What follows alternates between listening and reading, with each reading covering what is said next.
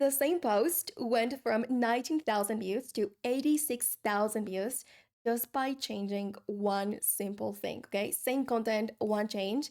And that thing, it's formatting. So in this video, I'm gonna show you exactly how it works.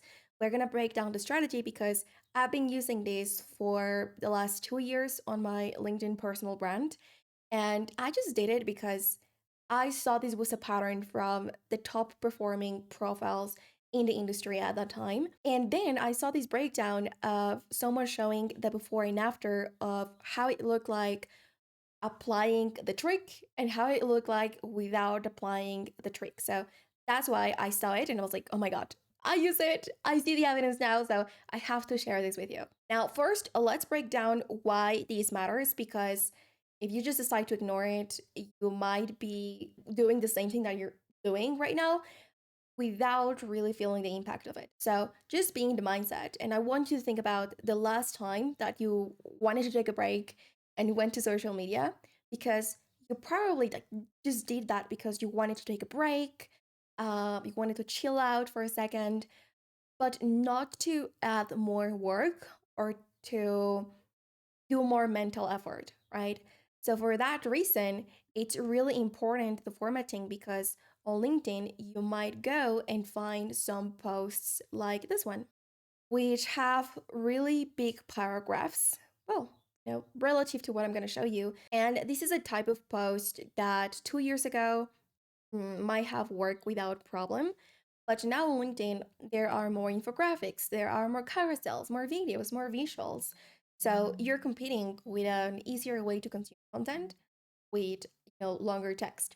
And to be honest, like yeah, something like this can work, but I've seen that especially if it's a controversial topic, or I've also seen people with these posts and have good results, but they are already like LinkedIn famous or they have celebrity status. So of course, many people would read whatever they publish because you just like the person. But if you're just starting with your brand, it'll make sense for you to go more to the point and be concise. And there are actually studies about this. So, put you an example, this is a heat map of how people read. If you see, there is this F pattern because people don't read, they scan, and then they decide if it's worth their time to actually read the full thing. So that's why the way that I'm going to show you to format your content, it's proven on these, like F format.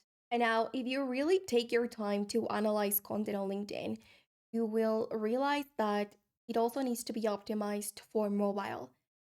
So if you are writing a chunky paragraph of text and it looks big already in your computer, but then you put it on mobile, of course, that paragraph will be bigger, right? And you have to cut it even more.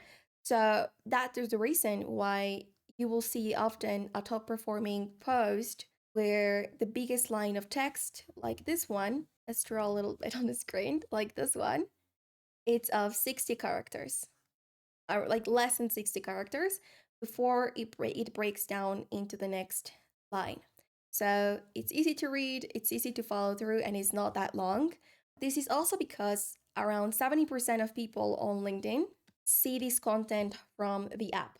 So often when you're just starting on LinkedIn, you start creating content or creating your profile, your journey would often start on the web, different to other platforms like Instagram or TikTok, where you download the app if you actually want to go there. So that's the reason why many beginners don't consider that kind of advanced users or people who have who have been using LinkedIn for a longer time. They often use the app. Now, I'm also going to give you a tool at the end of this explanation so you can actually see how it's going to look like, because often you go to write, but then you don't know how it's going to look like. So this tool helps you to see the preview of your full post, right? And you can see how it's going to look like on your phone and how it's going to look like on your computer. And you can also add other things to your formatting, but we're going to go there at the end. And now I'm going to show you some actionable steps that you can apply into your next post. But before we go there, just keep this in your mind. The quality of the content might be good, but the presentation also matters. So you saw at the beginning, this guy got 19,000 views. It was already good. But with this thing, of course, it increased the potential. And there's a quote that I like about this.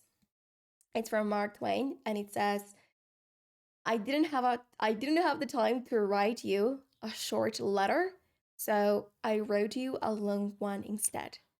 And this is so on point because being concise and going to the point with the less amount of words possible, it's a skill, right? And that's why the most successful, like the biggest, best known copywriters are usually on X because they have a smaller amount of characters to express one idea. So they become better and better each time with being concise. Now, I'm going to show you 3 strategies that you can implement in your next post. And the first one, it's something that writers have been using for centuries, and it's rhythm. So, ways to add rhythm. Let's break that down. First one can be anaphora, which is basically just repeating the same word or sentence at the beginning of what you're going to write. If you see this post, to put an example, we start by saying 30 push ups per day equals X amount per year. Like, that's the idea of the post is comparing small incremental improvements with how that would look like in the full year. Again, waking up. Yeah, waking up 30 minutes early equals X amount per year. Working 1 more hour per day. Walking 20 minutes per day. If you see from even like the beginning and like the first and the second block, they are all starting with something different. Even if it's trying to add or repeat the number 1 or repeat numbers, that's not really how an anaphora looks like.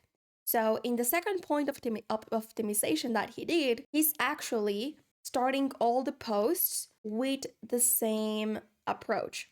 So in this time, it's not having random things, but it's starting everything with 10 push-ups, 10 minutes, 10 minutes, 10 minutes. Again, 10 minutes, 10 drinks. It's starting all of these with 10. And if you go through this, it definitely adds less friction to go through this post. Now, second thing that he's using, because of course anaphora is not enough, it's the amount of characters. Because at the beginning, if you remember, I told you that when you are on your computer, it's gonna look different when you're in your phone. So this is a screenshot from his computer and it looks in this way. But when it was on his phone, it had some, it looked messy because some sentences were longer than the 60 characters per line of text. So for that reason, he also in the second post, if you notice, because I'm going to zoom out, the sentences are also shorter. That's a benefit. I'm going to show you also other posts that are doing the same. If you see in these others, again, they only have one-liners. These were viral, well-supported posts. They are only having one line, and if they have more than that, it's usually on bullet points or they're breaking them in a mini paragraph like this one. Now, I'm gonna show you more examples with this below. And the first thing that we need to analyze, let's pick color red now. The first thing we need to analyze, it's the hook. So if you see, it's starting with one line, then we have one space, and then we have the rehook, which is the introduction for the curiosity gap. Then again, one line, one space, intro of the curiosity gap. People often know this as rehook. So hook, gap, rehook. Now, of course, not all hooks need to be like this, but in this case, the curiosity gap that they had was concise, but also it gives them enough space so when they have the click to see more, the post doesn't break, and it also includes the curiosity gap.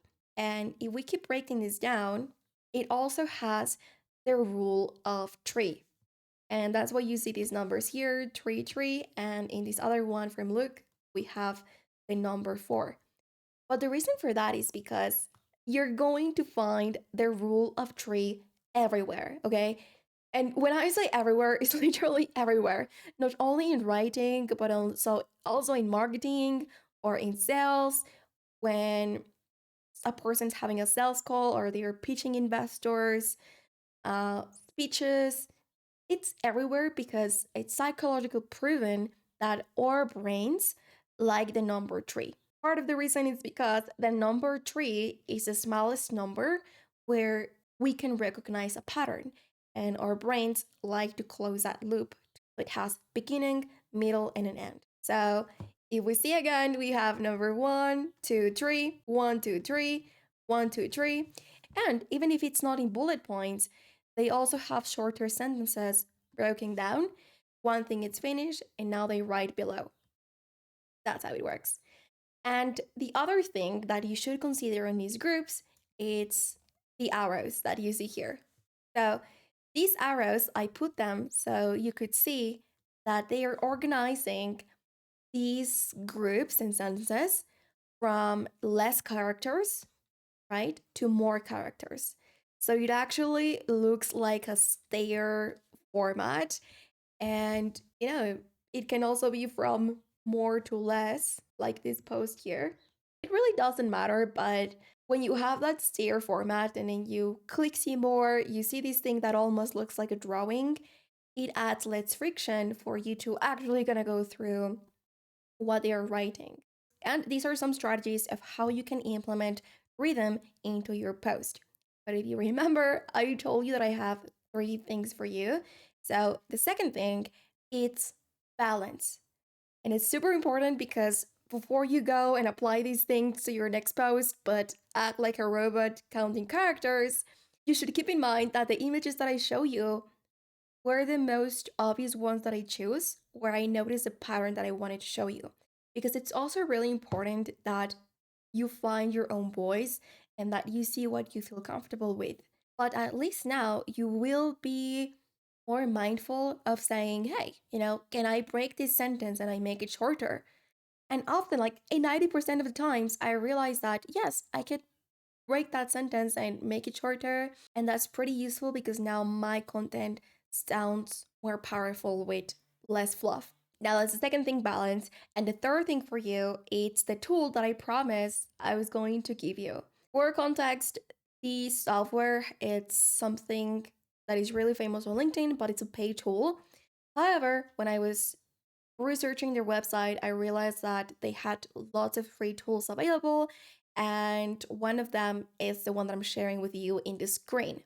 So that's a good thing. This thing that I'm gonna put in the description for you, it's completely free if you want to test all the things that we've been talking about.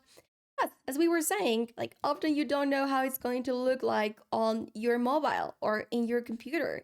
So now you can write here, you can see when, hook, gap, rehook, how the sentences are breaking. Let's say like this. You can add numbers or bullet points if you want, and also organize these with more characters, less characters. You choose how it's going to look like on your computer, on mobile. And you can also check the readability score, which is going to give you an idea if what you're writing it's easy to follow through or if it's hard. So with all these things, now you know how to write a winner post on LinkedIn. And in this channel, I'll keep breaking down for you AI and content strategies used to build business empires. So if you're interested in that, follow for more, and I'll see you in the next one.